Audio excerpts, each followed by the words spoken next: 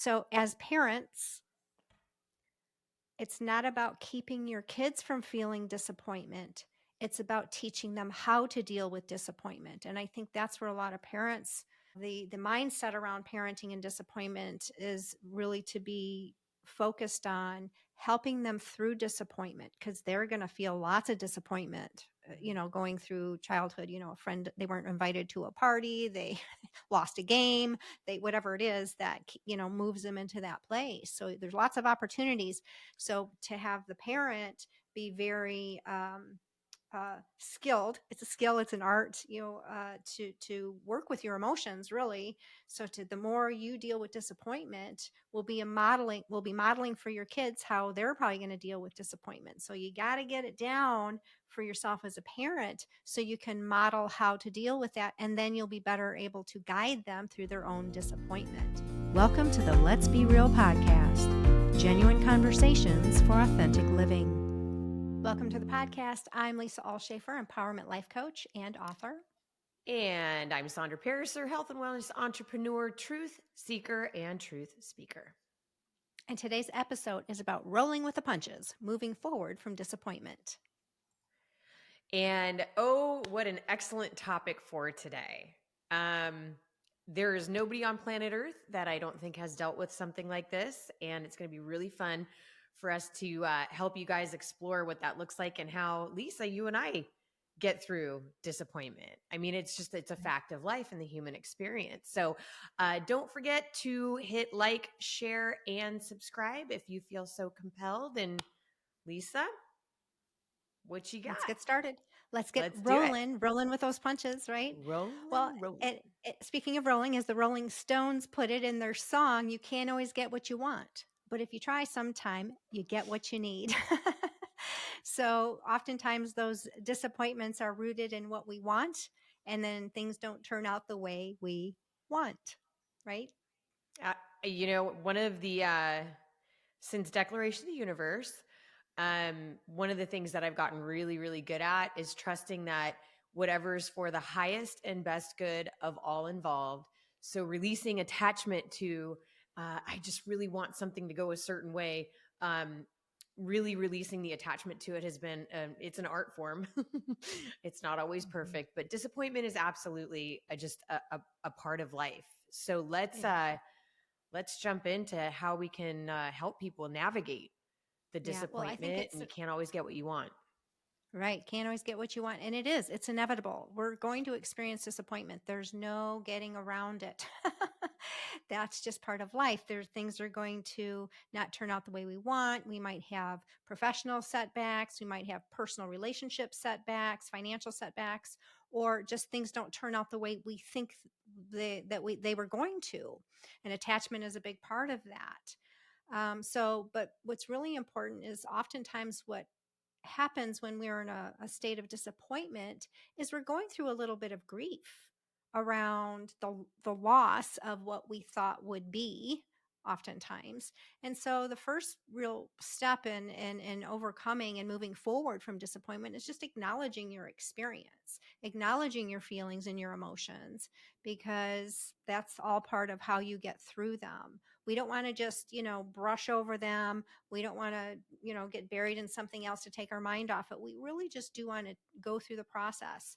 And because it can be a grieving process, it's kind of like with anything we grieve. If we don't move through the process, we get stuck in the grieving process. And so the acknowledgement of those feelings, which we've talked about in the past, and really that's part of the processing. We don't want to sit in them forever. That's not what I'm saying. We want to really be with them and acknowledge them and allow them to go through the full processing of that emotion. And it might take an hour, it might take a day, it might take a weekend, it might take a week to fully move all that energy through. But you don't want to have it continue to linger. You want to actually, with intention, I'm going to go in and I'm going to feel this. I'm going to experience it so I can get to the other side of it. Oh, that is so beautiful. That really is so beautiful. It's a piece of artwork, if you ask me. So in trying to flow with what is happening, and just even as you were talking, I have a lot of close people who have either passed away or are sick. And a very, very dear friend of mine is going through, boy, let me tell you something. That is not something we have control over, is someone else's free will. And man, how do you manage your emotions when you're so close to a situation? And now we really are talking about living and dying, and honoring the person who's sick or who has passed. It's seems like I got a lot of that um, in my sphere right now. So, it's out of our control. We've talked about how my sister dealing with her cancer situation, and how what an amazing trooper she is. Gives faith to, um, at least if that something like that was to happen to me, I would like to think that I would have the courage to walk through it as a warrior. But it's easier said than done, managing our emotions when it comes to what other people are doing or experiencing, us Yeah. wanting to help. We see it also in our children. Um, anyway, not to go off on a tangent, just to, this really is intense, managing our emotions in such extreme um, emotions. It's like, whoa, so Well, anyway, just popped in my head. and disappointment can show up a lot in relationships. It can, there can be disappointment towards our children, from our children to the parents can be disappointed. Oh my gosh, mommy's not perfect. Oh, they might not, call it disappointment, but that's ultimately what can happen, is when, our children realize we're human too. And Hmm. we're not perfect and don't always make the right decisions. So, but parents can be disappointed in their children, thinking they were going to do one thing and then they didn't. It's just part of Hmm. life. We can be disappointed in the people we choose to have as our spouse or our partner or whatnot, because they are, I thought, they weren't what we thought, they weren't who we thought they would be. Hmm. Yeah. And especially in any kind of relationship, there's going to be like, ooh, didn't know that was there. And stuff, especially in, when relationships mature over time, then you really do know a lot of Hmm. about all that stuff. But it's kind of little bits of bringing it down to size of who, maybe the pedestal we put people on, or you know usually people are at their best in the beginning of a relationship, and then they relax more, and then kind of some of that other stuff might come out that someone else might be disappointed in. We can be disappointed in ourselves. Holy mackerel, can we be disappointed in ourselves, thinking we would be one way and it didn't turn out the way we had hoped, or we didn't show up the way we wanted to, or whatever the case might be. And so a lot of people walk around feeling disappointment in themselves, or disappointed in their life. Oh my gosh, that was my run up to the declaration to universe. Was, boy, was I sitting in that for heavy, heavy. You and I'd have conversations. How could I be doing this work basically my whole life? And talk about disappointment in self. I should have all over myself, right? I should have, would have, could have. Why am I not further along? Why am I not here? I might as well be an ascended master by now, for Pete's sake. No, it wasn't like that. It was really, um, Yeah. yeah, I was so thoroughly disappointed in myself and where I was. And which is obviously, it worked out perfectly for me, because I did make, I made a huge ask of universe, of God, to really, really heal me completely. And I had to get to that breaking point where I was like just defeated. Talk about disappointed in yourself. Yeah. um on the other side of all of this is freedom. But yeah, that's exactly where I was when I just made a massive, was so disappointed in judging myself and judging my progress, and disappointed. Like, how could I end up here at the time 46, 47 years old? And you know well, I did what I had to do in order to get where I had to go, which Yeah. is here and now. And I think that's really important that you share that. I'm going to share an experience myself around that. But for people who are doing this work and then show up in a way that they feel like, why would I still be showing up that way? Or why am I, haven't I been doing this long enough? And Yeah. it reminds me of a time, this is kind of funny. This is when I lived in Summerlin. So I don't know, maybe 12 years ago or something like that. And uh, I was at Costco there in Summerlin, over by town center, right? Town center Mhm. and whatever. I don't remember the names anymore. Charleston. Uh, and I had put my cart, I don't know, somewhere. I didn't take it all the way back to the building. I just put it somewhere. And this woman walked by me and she scolded me. She scolded me for not walking my cart back. And I reacted, and I just got all, I don't remember exactly what I said, but I got really activated by it. And then I'm driving home and I'm like, oh my gosh, I shouldn't be reacting this way. I've done so much work for so many years, and here I am being all judgy about her because she's judgy about me. And I went into that space of beating myself up because I shouldn't be showing up that way.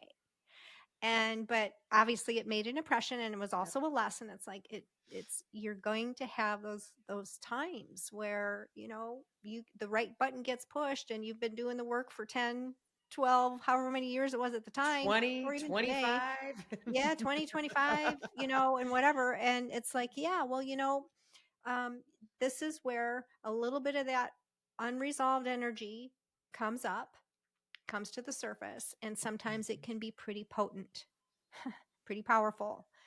And that's another moment where you get to process that energy and approach it from a place of self-compassion, and not putting these, expectations, which we're going to get to about expectations, but not putting these unrealistic expectations. In fact, we'll just make that one next because we're moving into it. So Yeah. the second one, which was the third one, is set It's realistic. almost like an automatic Yes, transition into it is. bullet point. Yes. So set realistic expectations is the Mhm. second step in moving forward from disappointment, because especially someone like me who carries the perfectionist gene, that can get me in trouble. And so it's always remaining humble. It's always remaining a student. And, everyone is a student, no matter how much of a teacher you are, or a coach, or anybody in that capacity, right? We're always students as well. And we're certainly always students of life. So, you know, be kind and compassionate. And you don't know how much stuff's actually in there. So when it comes up, if you just beat yourself up again for it, or you're disappointed in yourself and you hold on to that disappointment, then you're just strengthening it just to have another experience with it. So grace is really important.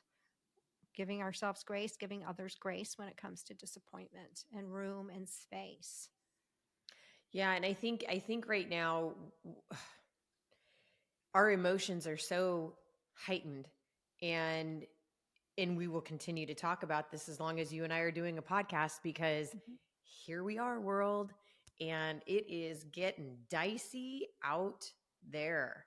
And even for me, like I'm pretty even keeled now. I haven't really had an emotional outbreak, Mhm. in an unrealistic emotional outbreak in a while, which is like, wow, that's pretty cool.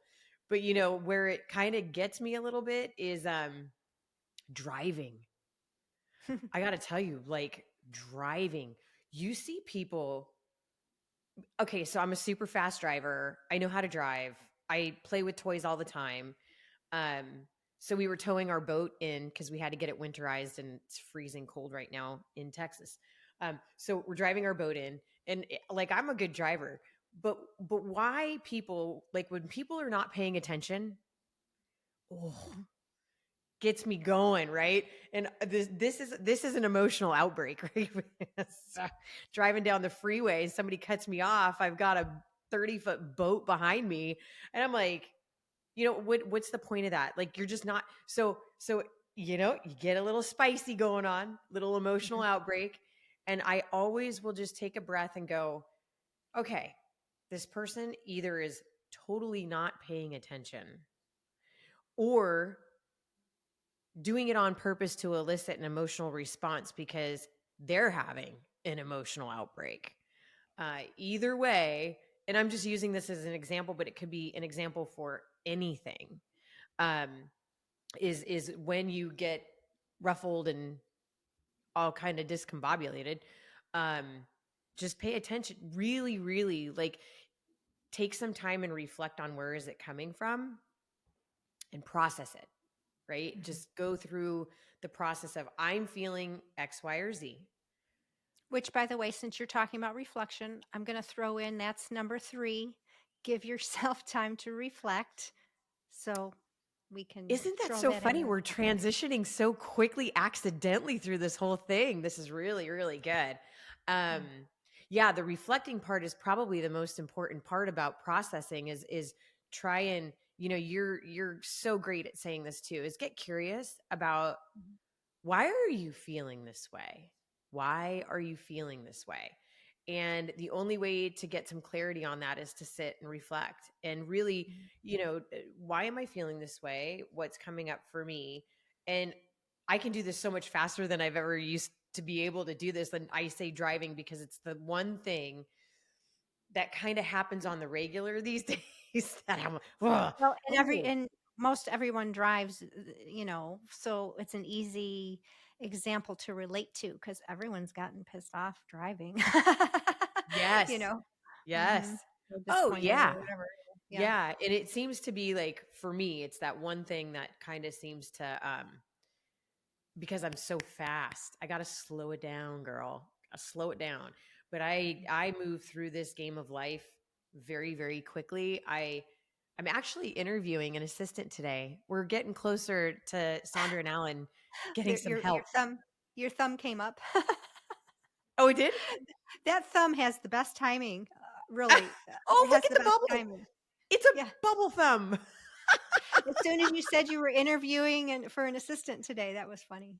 She's Boom. already get he or she is already getting the thumbs up.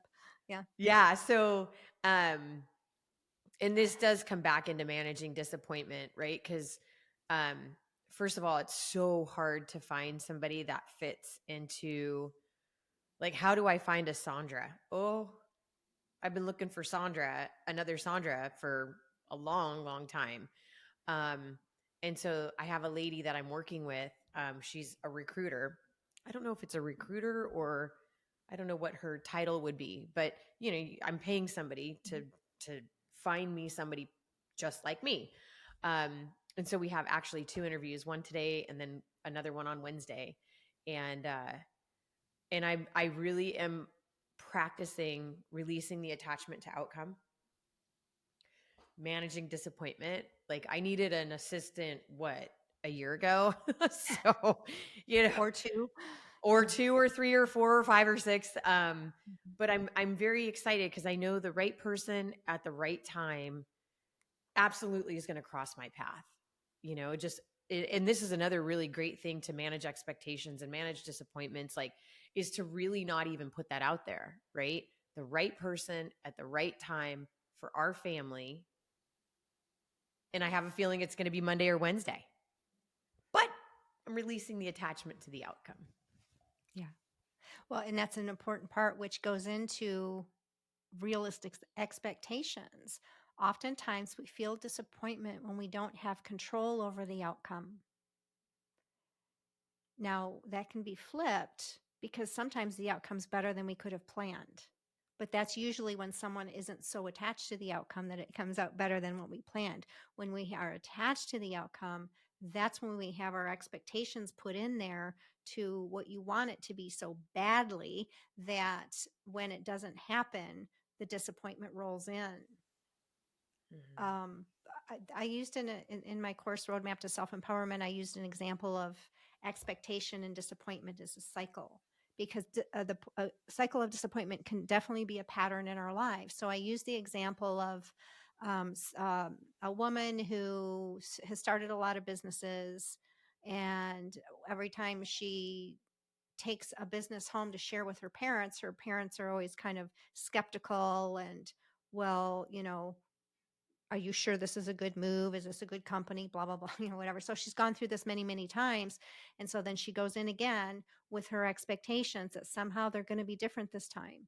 And of course, they're not. So to come out of the cycle of disappointment, first of all, you have to keep looking at, are you expecting something that has shown you again and again that it's a different way than you want it to be? Because disappointment can definitely be a major pattern in someone else's life. So you have to match your expectations to something that of the reality of which you have experienced. That will be much more in alignment with what to be able to expect. But sometimes there is just releasing expectation altogether, attachment to the outcome. People will show you where they're at, so then you adjust the expectations to that or whatever it is. But when you release the attachment to outcome, it frees you and it frees the energy from being so constricted. And that's what you have been doing a lot of, right? You've been doing a lot of that, and myself too, right? But it still sneaks in there periodically and does its thing. And it's like, okay, I don't have control over this. So just This reminds roll with me the of punches. yeah, my well, first of all, two things. Like my mom and my sister Jenny, when we were young kids, um, I don't remember how many years this went on, like really, really young kids in my most dysfunctional component of childhood. I had a great aunt who lived right next door to the Jackson Empire in Encino. And she was wonderful. She would take us, we were the three little girls and we were sorely neglected and we didn't have much, um, but she was awesome. So she'd take us in her Cadillac. Remember the Cadillacs with the wheels on the back? So she would take us every year to Disneyland. And after the first Disneyland, my sister Jenny realized, like, oh, we're going to Disneyland again. The expectation was it's going to be just as amazing as it was then. It's going to be that crazy now. And she would literally get herself sick from the excitement, the expectation. She got so, oh, um, and so my aunt learned, just don't tell them, just pick them up in the morning and take them. Otherwise Jenny's going to get sick. So there's just something to think about there. And then I remember, it wasn't very long ago with my mom that we were talking about, she always wanted a white Christmas. She wanted all of us to be in a cabin with snow and all together and, for Christmas. And she still to this day, that would be her like one wish. But then we all grew up and had kids and families. And, of course that sort of fell by the wayside. But I can't remember when I had this conversation, but it was a couple years back with her. I'm like, Mom, you have to let go of the anticipation of an expected result, because it's that anticipation that's going to let you down and you'll be disappointed. And then you're in this whole loop. And she's gotten so much better. I'm so thrilled for her. Mom, I'm really proud of you. You're really doing a good job of managing your emotions. But it's really this cycle that we're talking about right now. I don't know anybody who hasn't experienced it, right? When you set yourself up for, it's going to be this way. This is the way it's going to be. And especially when you're dealing with other personalities, like if you're dealing with something for yourself, then the only person you're going to disappoint, should it not go the way you want it to go, is going to be you. But most of the time, there are other humans involved in what we're trying to create. So, and yeah, you're right, Lisa. It's really been since Miracle Monday, June 19th, that the work is starting to, all the work is really, I don't really expect anything anymore. And I literally, my mantra is, for whatever is the highest and best good of all involved. We've talked about that.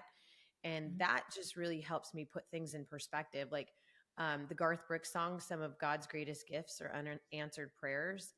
Like you can't always get what you want.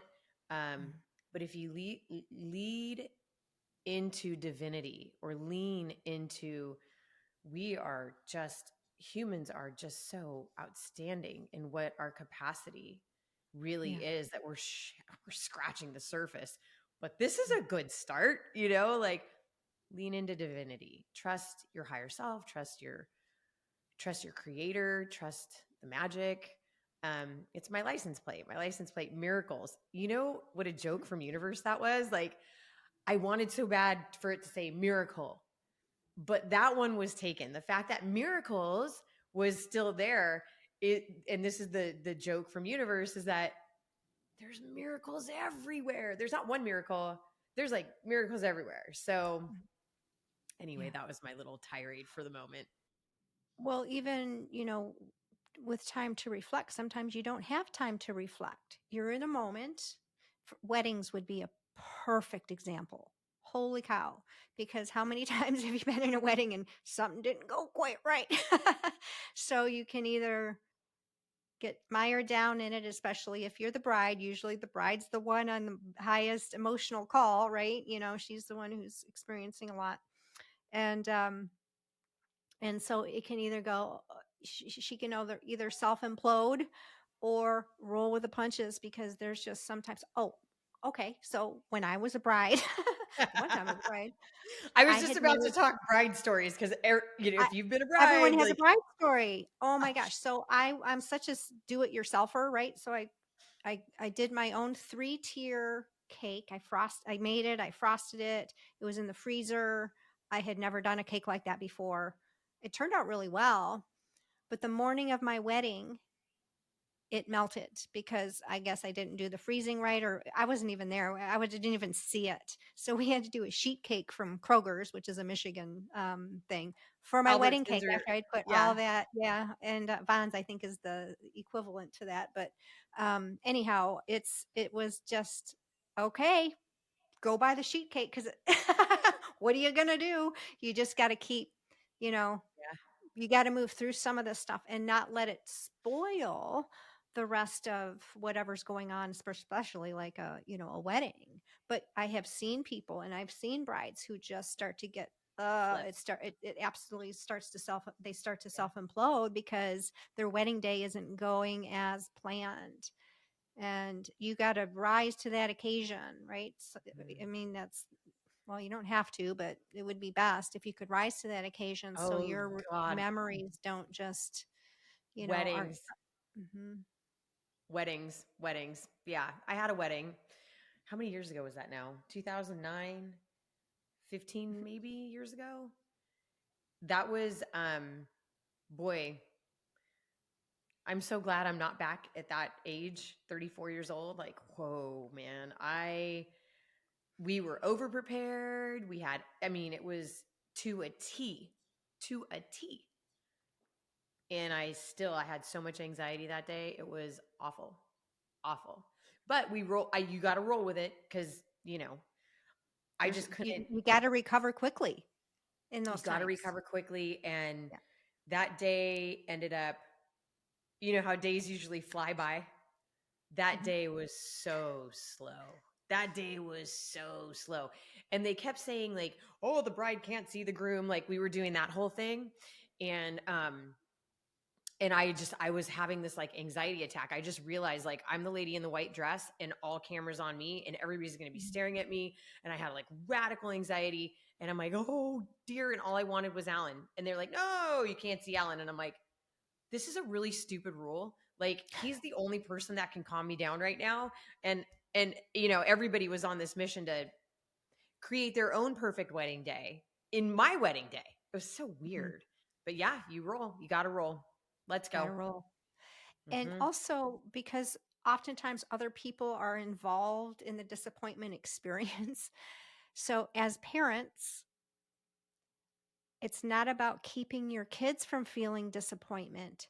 It's about teaching them how to deal with disappointment. And I think that's where a lot of parents, the mindset around parenting and disappointment is really to be focused on helping them through disappointment, because they're going to feel lots of disappointment, going through childhood. A friend, they weren't invited to a party, they lost a game, they, whatever it is that moves them into that place. So there's lots of opportunities.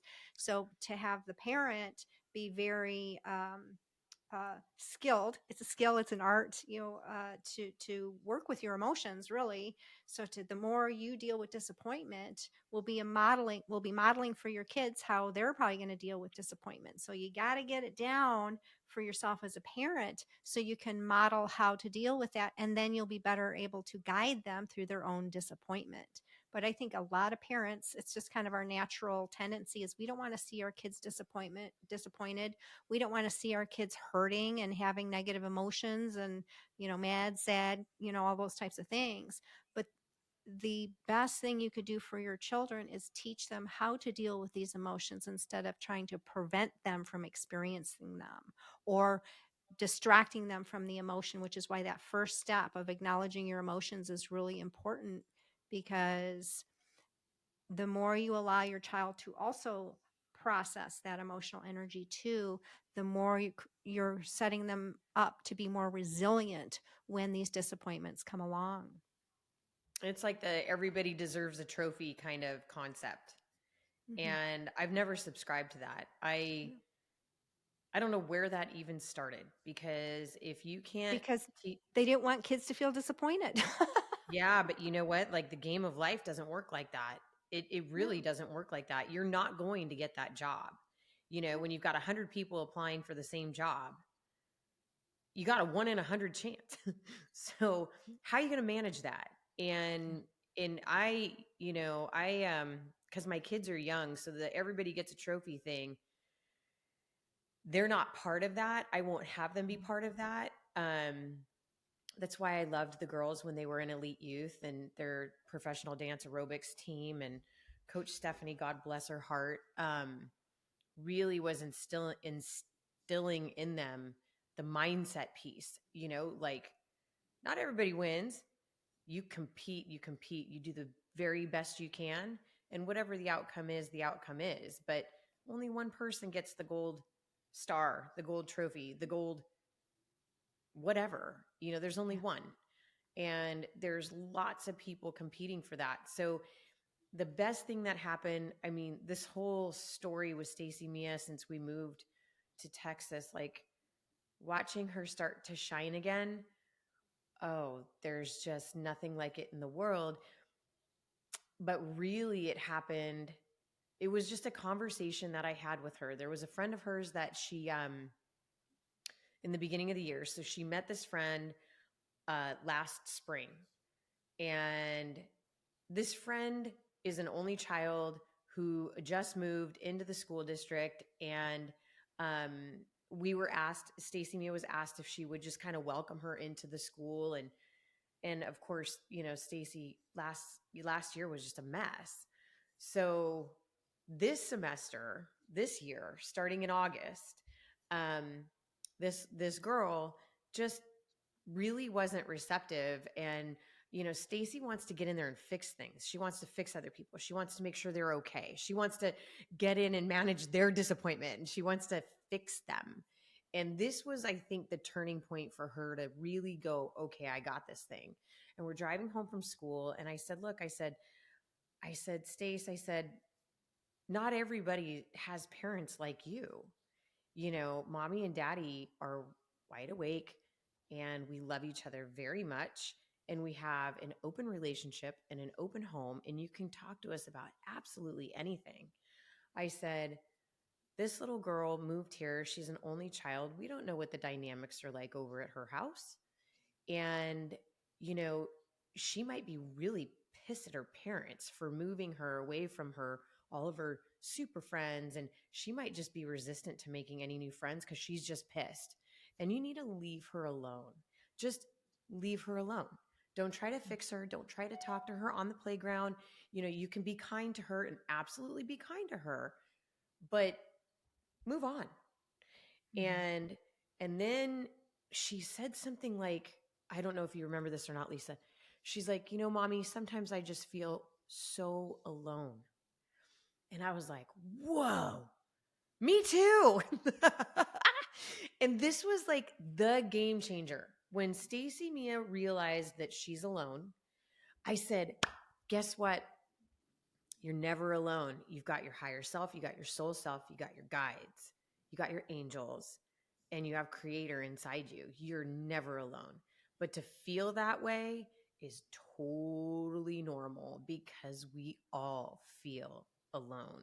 And Lisa, we could actually just touch on that because I think that that is um, as I've grown in this last year, I mean, I have gone through so, it's been a long time that you and I've talked about this. Like, my husband does not look at things that I look at.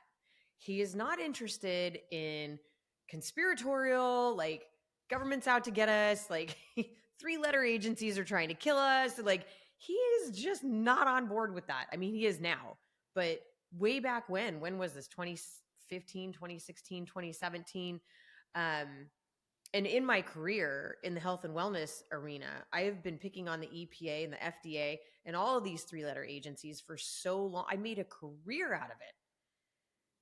And so, like, do you remember this? Remember Alan would just he was not having it. And talk about alone. I felt so alone.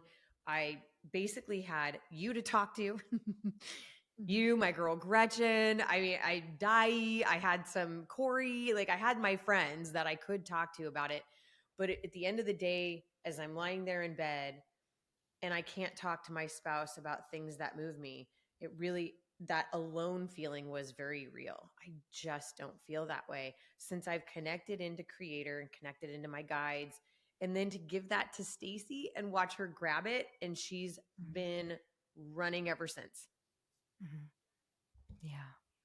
Well, and what I have witnessed and experienced myself, especially when I really first got into this work, this transformational, deeper work, um, you want to share it with everybody.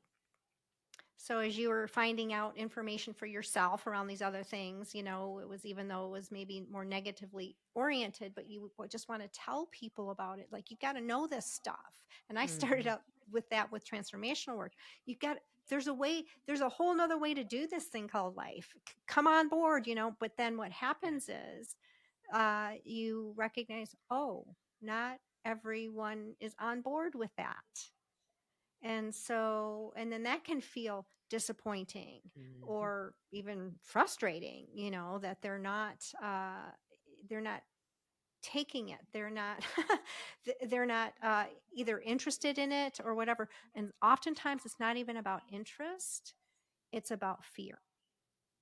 Because especially when you're talking about some of the stuff that you're talking about, this is a paradigm breaking, shift for a lot of people, that they have believed something for so long that to say that actually the opposite is true, they're not trying to extend our life, but shorten our life. Wait a minute here. That can't be true. And so it really creates a lot of Mm-hmm. conflict internally, which is why people can get so now mired down in their position of, I don't want to know, or I don't believe that, or whatever it is. Mm-hmm. But for transformational work, it's, I don't want to open that Pandora's box. I don't want to see what's in there. And when you keep talking about this deep work, all I want to do is go the other direction because I don't want to do deep work. I don't want to find out. And that's okay. It's that's just, they're just not ready. They're just Mm-hmm. not ready. It's not anything other than that. There's too Mm-hmm. much fear holding them back. And even to some of the, even for people who have been in the work for a long time, to go to that next deeper layer, we kind of go through these phases. It's like, I don't know if I want to go there, or, what the hell else is left in there that I need to deal with, because it feels pretty scary Mm-hmm. or painful or whatever it might be. So, but that's what can happen so for you, it felt like you were alone, Mm-hmm. right? And Oh, I think, yeah, yeah. yeah, It really was. I'm just reflecting back to that time. I can't remember what year it was actually. It was probably by this time. Oh, it was the summer of 2019 when I got the download that I was going to run for Congress and make a yep. difference and run on an independent ticket and give the Uniparty a run for their money. Boy, did I get right sized pretty quick. But yeah, that was that summer of 2019 because it was at my company convention in May of 2019 that I woke up in the morning and it was like, you're running for public office. Oh, okay. All right, let's go. And remember that, Lise? We went to I do. town and we had our first meeting, and you were Mhm. so amazing. And we set up my 501(c)(4 and my website, and we did the work. And we Mhm. did the work until I got another download saying, which was 2 years later, saying, you're not part of rebuilding this old world. You will be part of rebuilding the new world, but not the old world is so scummy. We had no Mhm. clue back then how bad our Yeah. government actually really, how big of a mess our government really is. I mean, it's just really already enough trying Yeah. to impose different laws, restrictions, and telling us what to do and putting all sorts of poisons in our food and our water and our personal care product. Like, it's just, it is what it is. Today we know Mhm. that. But that was the summer that I kept trying to cram down my husband's throat the facts of the world in which we live. And Mhm. he just was so resistant. And here I'm coming with, I've got all the facts. And he was like, the FBI's not bad. The CIA's good. No, no, these Mhm. agencies are corrupt to the core. But yeah, that Yeah. loneliness is gone now. But I will also say, even before Declaration to Universe, I was um, alone was the name of the game Mhm. for me. And I remember my channeler asking me, he says, um, this was right when we moved to Texas. He's like, do you know of anybody else like you in the world? And I was like, maybe Lisa. And I was like, I really don't, there's just, I didn't. And, uh, and that was my answer. And he says, that was the first time he actually touched on the whole alone piece. And it Mhm. gave me comfort to know, like, well, first of all, I'm not. Now I sit here and I go, oh, I've got so much. I could keep myself busy forever. If I never had a conversation with another human being, I could totally, I would be so out there. It's not even funny. Not alone. Not alone. We are not alone. And I know in one of our previous podcasts, when we, you know, dabbled into depression and what we're all kind of struggling with, is we're coming through this um, from the world of deception to the world of transparency. And we're going in. And, I think that we deserve it. We deserve to know the truth about everything. I want to know the truth about everything, and I don't care where the truth takes me. Yeah. Um, but yeah, like, to really just kind of know where you're at, and you seek help if you need it, seek professional help if you need it. Um, Lisa and I will be here for you, right? And Yeah. love you along the way. And, um, we're coming together, and we've got this thing. And um, it's really exciting. It's really exciting to be able to talk about some of Yeah. these deeper subjects as far as managing our experience, Yeah. creating our reality. Yep. Well, and having, again, that self compassion is a key step, but having compassion for others as well, empathy, you know, because not everyone is going to be at the same pace as Mm-hmm. ourselves. Not everyone's going to be at the same readiness stage as ourselves. And some people, oh, okay, I got it. There is I don't know what the actual diagram is called, but it's a bell curve. And you've got basically I guess the inventor stage, whoever kind of first comes up with a concept, Mm-hmm. say like a cell phone or whatever, and then you have the early adopters, Mm-hmm. and then you have like Masses. going viral, and then you have the first half of the chunk of population Mm-hmm. who are the I don't remember, again, I'm just thought of this. I don't remember all the official names of them, but who really start to adopt, this whatever this new thing, a new belief, a new product, whatever it might be. Mm-hmm. Then you have the late adopters that are on the other side of that bell curve, and then you have the people who just are, on a rotary phone still. It's like they're just so resistant to change. They'll never buy a Yeah. cell phone or whatever. And I don't know if those people actually exist, but Yeah. that's just kind of how it goes. It takes a lot of energy and time to move something new through the population. Mm. And so I would say we're more of the early adopters of a lot of things, especially in the world of truth and understanding and transformational work and all that. But there's definitely people who preceded us that had a much harder time, trying to help people understand these universal laws, these principles, that have been around for a Mm-hmm. long time. They've always been around, but they haven't been talked about Mm-hmm. for, much. And now they're just they're getting out there more and more, and people are more comfortable with the languaging of energy and Mm-hmm. vibration and things like that. But talk that way even 20 years ago, and people would have looked at you, like you were some tree hugging hippie or something.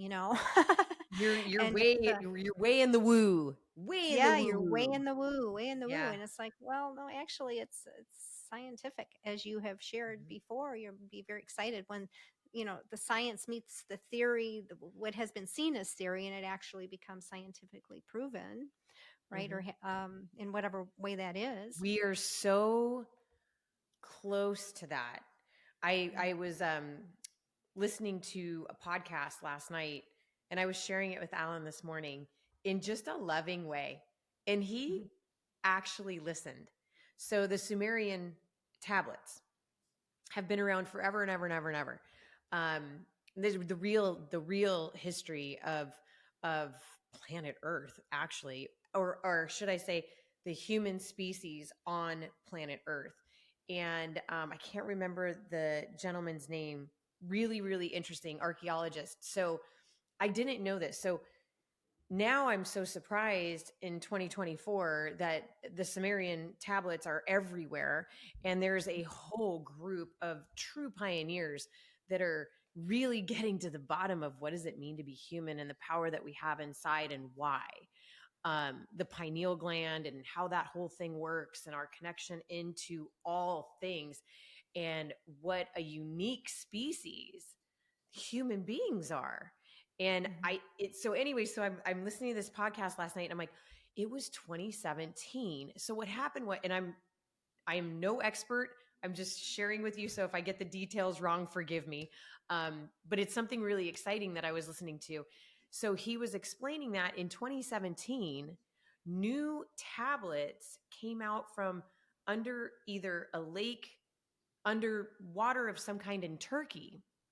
So the Sumerian tablets up till a certain time really just kind of stopped at Noah's Ark, and that there was this big gap in, so Sumerian tablets from before, and then there was just this big gap. But in 2017, they found and picked up the pieces because there were new tablets that were found, and talks about the hieroglyphics and how these images were put into a composite that it's like a granite, but I can't remember the name of what the actual what they were painted on, or what they were imprinted on. And that technology, like, we can't duplicate it today.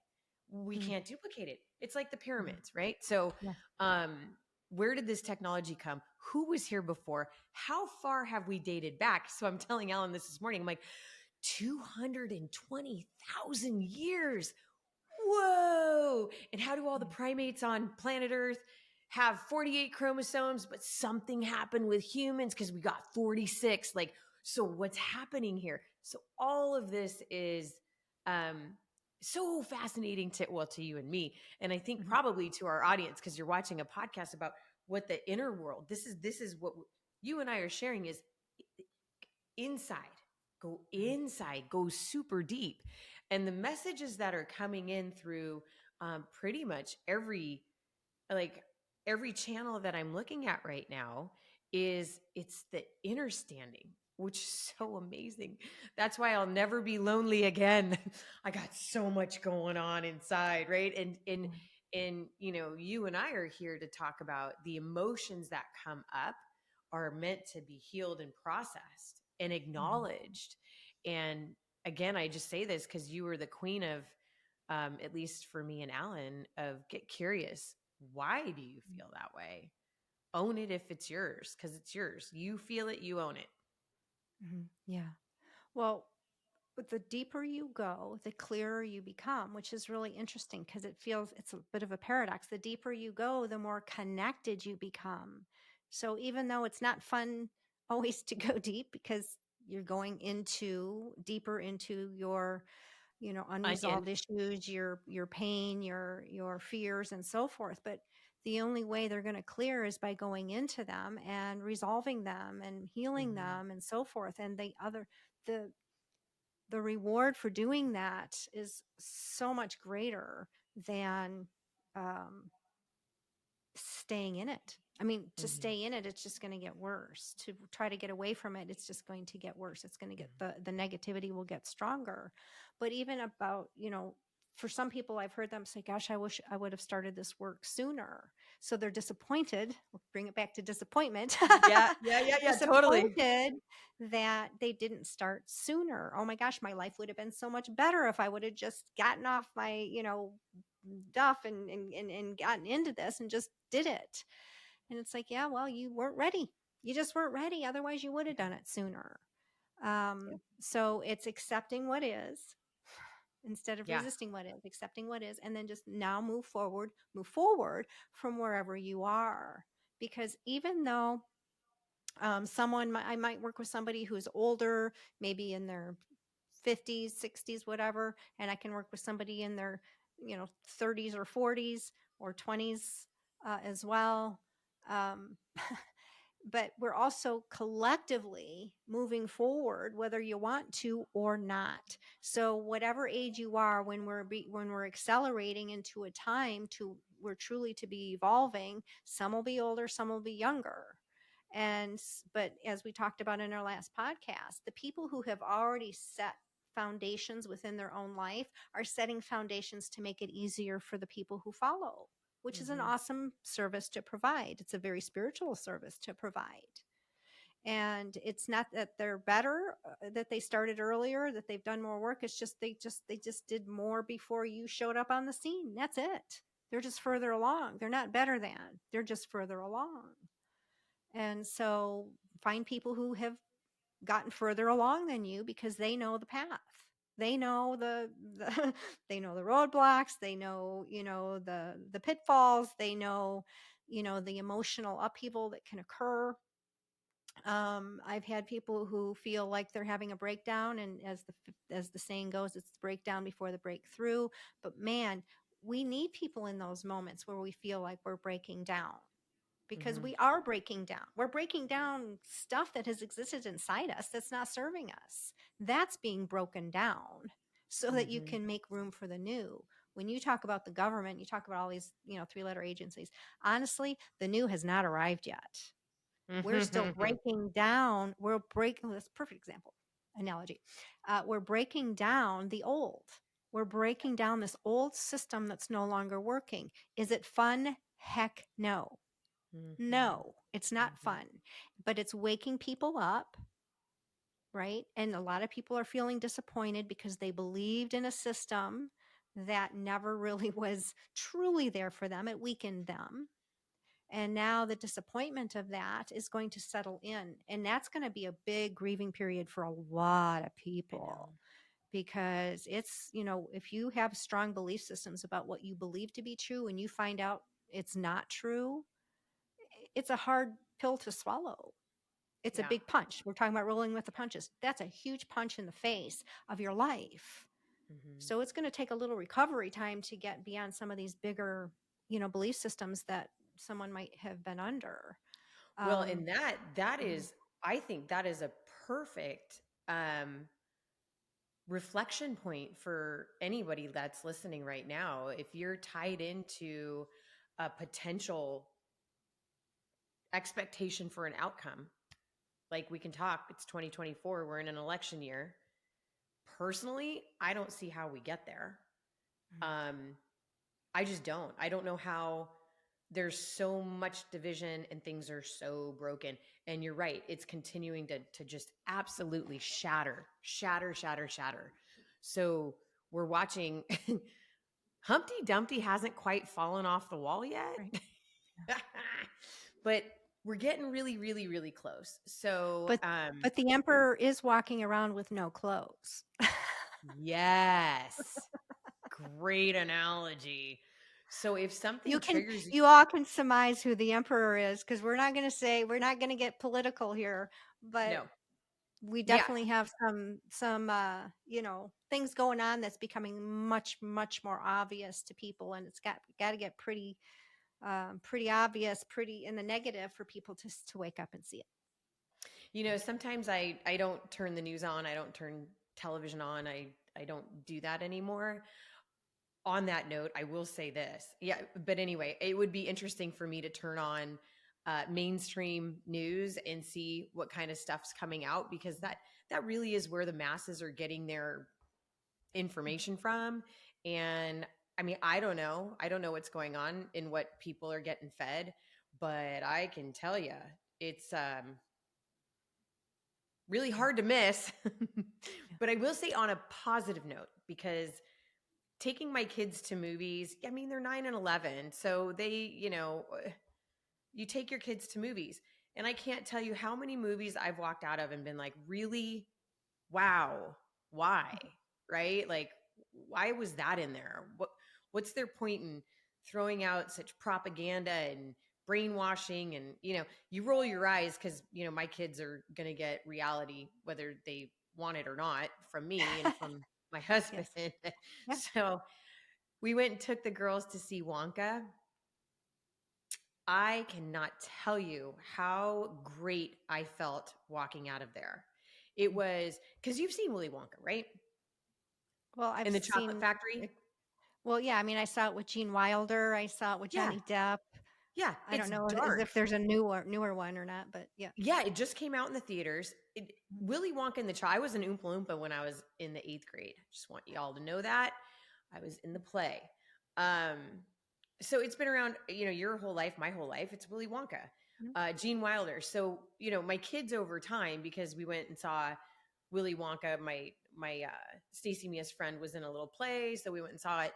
And it's like, and you go back and you watch the movie and you go, God, yuck! Like, I mean, blueberry muffin and poofed up into a ball, and you eat the chocolate and you get washed out, and I mean, whoa, this is dark, right? Like, what are our kids Scary. watching? Who Mhm. wants to win a chocolate bar when you're gonna all, like, only one person gets chosen, the rest of you guys get spit out? It's whatever. This was beautiful and magical and imagination, and um it was sweet and wonder. Yeah. There's the thumbs up. How does it know to do that? That's so funny. Um anyway, I was pleasantly surprised that a really well done movie came out for kids that was so imaginative. It gave children belief and lots of miracles and magic, and all in the most perfect way. It was so wonderful. Here I am talking about a good movie. Can you believe that? I'm shocked myself. But you know what? That has existed through many decades. If you look at the Disney movies and things like that, and all the things that are subliminally put into all that stuff Hmm. that are designed for kids, right? So, but that's part of that would be a perfect example of no, Disney's all, pro child and they're the best company in the world, or whatever. They're just so, but it's like, well, just really go back with a little bit different eye and see some of the Why does the mom always messages in die? there. Why is it always the mom that dies? Why right out of the gate somebody's dead, a parent's dead? It's like, oh Well, even shit. beyond that, just the subliminal programming that exists Hmm. in there, right? So, Yeah. but that would be that would be, oh my gosh, what if it's not what we thought it was? And that goes just that's a level of disappointment that's got a much bigger gravity to it. It's Hmm. beyond disappointment, but it can start with disappointment and then move to a much graver feeling of, you know, uh, I don't know, what would be the feeling? Not destroyed, that's a bit too much. Mm, Right, but feeling, just a much greater, more intense feeling around some of the stuff that can start to feel disappointment, and then it can go wheeling down into or spinning down into a much more intense emotion. yeah. So Yep. Devastation, maybe devastation. Anyway, Yeah. so, okay. So moving on. So now, also looking at some of these things that we can be disappointed by and how can we learn from the experience that's bringing in the disappointment? What Mm-hmm. is that? Especially when it is in a pattern like I was talking about earlier, that expectation disappointment, which is a big pattern. It's a very common pattern. What can you learn Mm-hmm. from it? And of course, letting go of being attached to the outcome and accepting what is going to be a huge part of that lesson. Being attached to outcomes is such a human condition. We get it's not about not having hope and excitement. It's not about going the other direction, saying, oh, I'm just going to expect the worst. You don't want to expect the worst either. You want to let go of the expectation and just trust that whatever the outcome is of something, that first of all, you'll get past it, but there might be something to learn from the experience. So if you have something that, even in your business, so and when people come into your business, there's a learning curve, and there's a lot of approaching people, and every business has sales in it. Every business Mm-hmm. has sales in it. Marketing, it's not one of my favorite parts, for sure. It's my least favorite part, and I think it is for a lot of people. So it can really challenge people to get out of their comfort zone and be disappointed if someone doesn't buy a product or service of someone's business and so forth. So for Mm-hmm. you and your business, I'm sure there's a lot of disappointment you need to deal with people, because they come in excited, and then reality sets in. Oh, I got to actually do some work here, and Mm-hmm. it's going to put me outside of my comfort zone. So dealing with that is it's an opportunity for growth. It reminds me of someone that I worked with years ago, and not your business, but it was a different business, and he wanted to get over his fear of rejection and all that kind of stuff. And I said, make the process of you overcoming your fear of rejection your goal. And so here's going Mm. to be, now we're going to switch over to the last thing here, and that is, to set new goals, to Mm-hmm. set goals that move you through disappointment more easily, and by learning from the experience. So the goal was actually do this business for your personal growth. Keep that as your top goal, because it's going to challenge you. It's going to bring up your fears of rejection, fears of being judged, or whatever it is, or not being good enough. So use this as an opportunity for your personal growth, and keep that at the Mm-hmm. forefront of your top goal. And so he started out, he had some good results. He was good. But then as time went on, he started to lose sight of that initial goal. And it's like, Mm. people aren't saying yes. People aren't doing this. People aren't, I'm getting really frustrated. And I said, what's your number one goal? And he says, to get people to sign up. And I'm like, exactly. You lost sight of your initial goal. Mm. You're here to use this for your own personal growth. That's the main reason you're doing this. So when you get a no, Mm-hmm. that's your opportunity to move through the disappointment, Mm-hmm. and it gives an opportunity for that stuff that you want to clear to come up to the surface Mm-hmm. and clear. I've Mm-hmm. certainly, I've been going through that, and when I put out a program, and it's like, okay, where's all the people? I've got this great stuff to share with you. Where's all the people? And it's Yeah. like, yep. So then it brings up my stuff, and then I get to work through it. But Yeah. again, got to keep in mind, let go of being attached to the outcome. Got to Yeah. let go of that, because that's going to just make it so much easier to go through. Whatever's going to happen is going to happen, as long as you're doing what you possibly can, which might be part of resetting yourself and setting new goals. Maybe there's something that needs to be changed in an approach to your business. Maybe there's something that needs to be tweaked. Maybe it's not the right time. Who knows? But ultimately, it's keep putting one foot in front of the other and moving to whatever you can have control of and doing next. For sure. I was just on the phone with a friend of mine who's in my business, and we had a super crazy busy weekend. Um, and so one of her potential new customers started just laying into ingredients, and you got an F on the EWG, the Environmental Working Group website. And she was just like so deflated, right? I'm like, oh no, honey, here's your lesson, right? Like, here's the lesson in it. Environmental Working Group is a pay to play website. They didn't start out that way. They actually started out as a really great tool to research good, clean companies, and they give every company a grade. And so, what was there's an ingredient, oh gosh, CRL, or it super toxic. I think it's got glyphosate in it, and they give that one an A plus, and they give our cleaning products an F. It is like, okay, right? Like, so pay to play, and we don't pay to play.